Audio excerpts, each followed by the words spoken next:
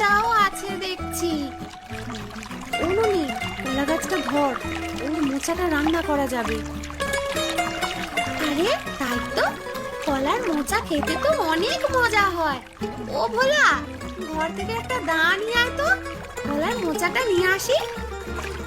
তুই কলা গাছটা নিয়ে ধর হতচ্ছাড়ি, ওটা যে চলে যাচ্ছে। যাচ্ছি মা। ও ননিবালা, কোথায় গেলি পোড়ামুখী? বলে সকাল হতেই কি গাঁ বেড়াতে যেতে হয়?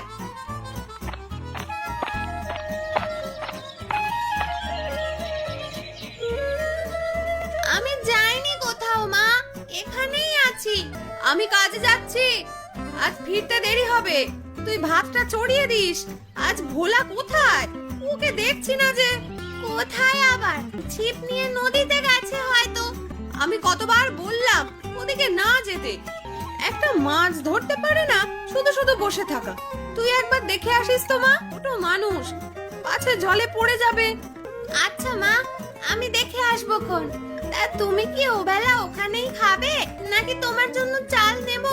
আমি খেয়ে আসবো, তোরা দুই ভাই বোনের জন্য রাঁধবি। আর শিকায় ঝোলানো মাটির হাঁড়িটাতে দই আছে, দুই ভাই বোনে খেয়ে নিস। ঠিক আছে মা, আমি তবে রান্না চড়িয়ে দিচ্ছি। আজ যা গরম পড়েছে, কোথাও বসে একটু শান্তি নেই। এদিকে এবছর বৃষ্টির কোনো দেখাই নেই। বাগানের সবজিগুলো পানির অভাবে মরে যাচ্ছে। ভোলার মা যে প্রতিদিন সকালবেলা একটু পানি দিবে, তাও বলে কয়ে দেওয়াতে হয়। ভোলার মা, ও ভোলার মা, এসো তুমি।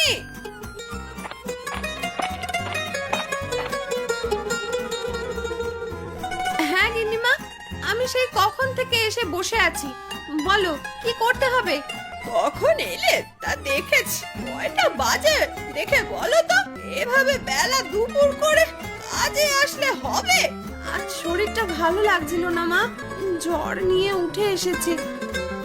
আপনি না হয়ে অন্য বাড়ি হলে কাজেই আসতাম না।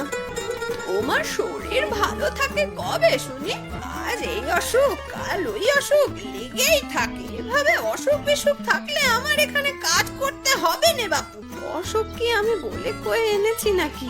একটু মাইনেটা বাড়িয়ে দিলে ওষুধপত্র কিনতে পারি, সেটাও তো করবেন না। থাকো তোমার এক আবদার নিয়ে, কটা কাজ করো শুনি। আমি এই এক পয়সাও বাড়াতে পারবো না, এই বলে দিলাম। তা পারবেন কেন? পারবেন শুধু কথা শোনাতে। দেখো বউ, আমার সাথে মুখে মুখে তর্ক করবে না। যাও এখন বাগানের গাছগুলোতে গিয়ে জল দিয়ে এসো, আজ অনেক কাজ পড়ে আছে। ঠিক আছে, যাচ্ছি। আর আমি আজ তাড়াতাড়ি বাড়ি ফিরবো।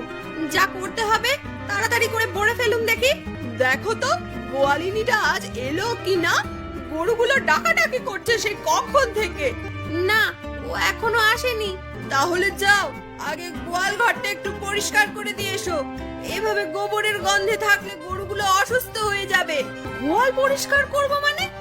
আমাকে কি আপনার যে সে ঘরের মেয়ে মনে করেন নাকি? বনেদি ঘরের মেয়ে আমি, ওসব গোয়াল ঘরের কাজ আমি করতে পারবো না। ইস, এত উঁচু বংশের মেয়ে হলে কাজ করতে এসেছিলে কেন? তখন সেটা মনে ছিল না? কাজ করতে এসেছি তো পেটের জ্বালায়, দুমুঠো ভাত জোগাড় করতে। সেটা জোগাড় করতে পারলে এই কাজ করতে হতো না। হাত কাপড় জোগানোর অনেক উপায় আছে, তোমাকে আর এখানে দাঁড়িয়ে কাজ করতে হবে না বাপু। তুমি ভাগো এখান থেকে, অন্য কাজের লোক দেখে নেব। কি বলছেন গিন্নিমা? আমাকে ছাড়িয়ে দেবেন?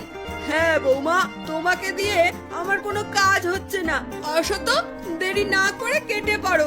তার উপর এটা করব না ওটা করব না, কাজের মানুষের এত বাজবিচার করলে চলে? কাজ করে বলে গোয়ালিনীর কাজটাও আমাকে দিয়ে করতে হবে তা জানতুম না। যাকে, আমি আর এ বাড়িতে কাজ করব না। আমার এ মাসের মাইনেটা দিয়ে দিন। এখন টাকা হাতে নেই, সন্ধেবেলা নিয়ে যেও। তোমার টাকা আমি খেয়ে ফেলবো না। ঠিক আছে, তখন যেন পেয়ে যাই। মাইনে নিয়ে ঘুরে বেড়ানো আমি একদম পছন্দ করি না। মাইনেটা ভালোই ভালো কথাই দিয়ে দেবে।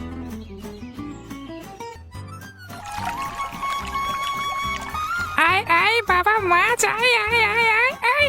এই যা, সেই কখন থেকে বসে আছি, এখনো একটা পুঁটি মাছও ধরতে পারলুম না। খালি হাতে বাড়িতে গেলে লোকে কি বলবে? ভোলা, এই ভোলা, বলি মাছ টাছ কিছু পেলি? দ্বিতীয় পর্ব দেখতে হলে সাবস্ক্রাইব করে আমাদের পাশে থাকুন। ধন্যবাদ সবাইকে।